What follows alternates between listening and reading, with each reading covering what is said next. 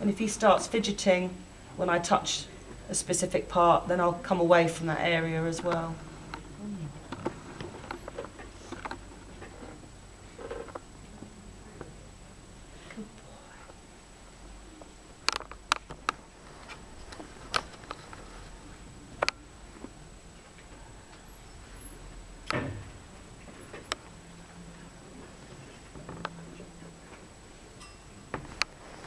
When I started this work in England 17 years ago, people said if you touch a dog that's afraid, you make it more afraid because you reinforce the behaviour. I don't think so. But they're incorrect. If you pat a dog and go, good boy, when it's kicking off at something, then yes, you're giving it a signal that the behaviour is appropriate.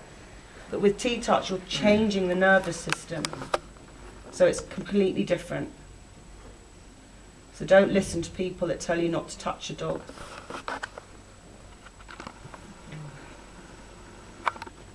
So the tail stopped again and the breathing slowed a little bit.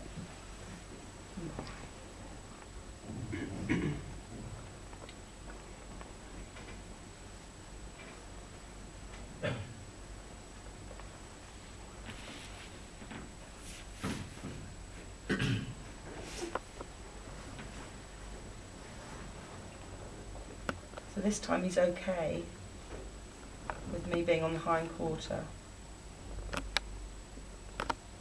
What else will you feel? He's very tight through here and he's got like ascites.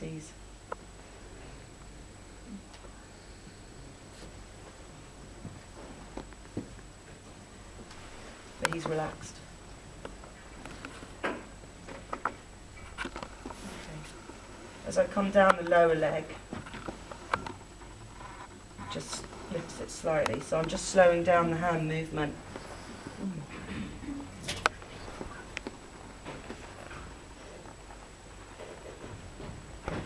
And actually where he's a little bit twitchy, where my hand's just gone back to now, I can't describe it, it just feels a bit sluggish in this area. That he's got some tension and it's not so easy to move the skin. It's a little bit like getting molasses to move in the winter. It's a bit.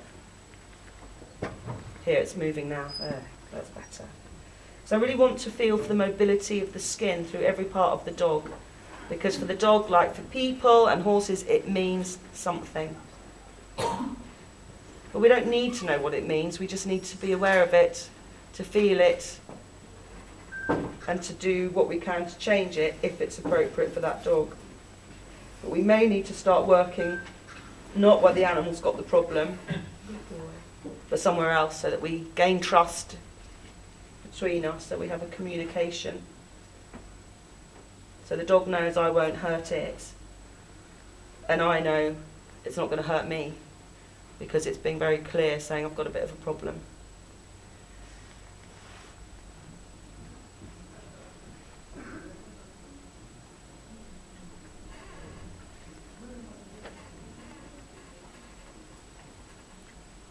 It's a little bit cooler over the hind quarter, but not uncommon.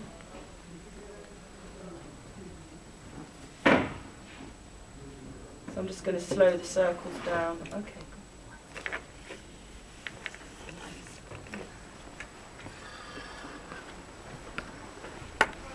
There's a nice bigger breath then.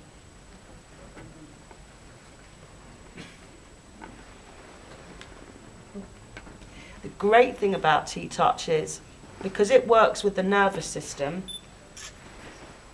the animals remember what that circle means, because the nervous system is so clever, it remembers everything. That can be a problem sometimes, but we can also use it to our advantage to help the animal more quickly. So next time we do touch on him, he should remember it more quickly and feel safer straight away. And I teach a lot with assistance dogs and all different groups in England. And I was teaching with guide dogs for the blind. And I did all the main training centres. But another TTouch practitioner went and worked at the breeding centre. And they had this great stud dog, Labrador. He had one job in life and he loved it. So he had no training, he just got to make babies all the time. So he was quite full on, very friendly. And they used him in the workshop. And the practitioner said, oh, let me just take him for a minute. I'll just start seeing if I can just calm him down. And she did a couple of touches and the dog lay down. Now, whilst that's quite common, as you've just seen with this lovely dog, the dog was so hyper, she thought, that's a little bit too quick. And she looked on his card, and he'd been a puppy in America that had been TTouched as a puppy before he got imported into England, 2 years before. So when people say, I have too many dogs, I don't have time, it doesn't take time. Just a little bit, as you can see, can go a really, really long way. Just going to see if he's okay with me working through the ribs. He's very tight here.